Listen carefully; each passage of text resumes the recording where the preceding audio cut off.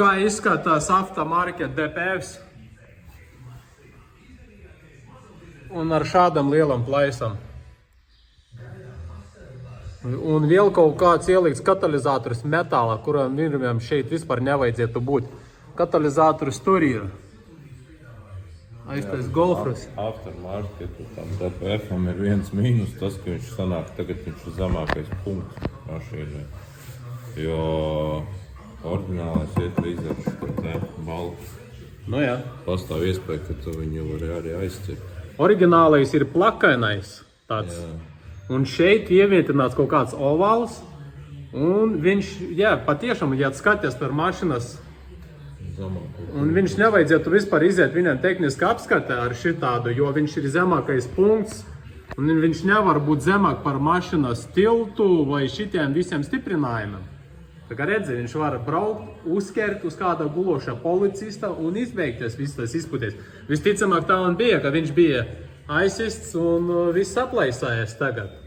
Tā kā nepareizi ielikts Aftermarket DPFs iekšā Audi. Un nācās šobrīd viņu demontēt un programmēt ārā.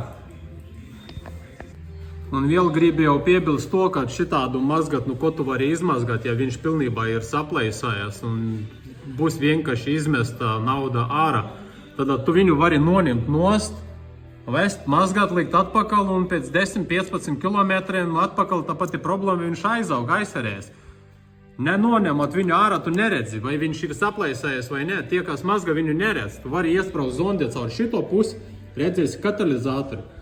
Un ja paskatīties no šitās puses, viņš izskatās bez plaisam, nevar arī tā noteikt. Bet no stūrja, kā skaties, tu ļoti labi redzi, ka viņš ir pilnībā satrunies, aplaisājies. Un otra lieta, klients sūdzas to, ka viņam smaka iet un gofra ir saplaisājies tur augšā pie katalizatoras, kur ir.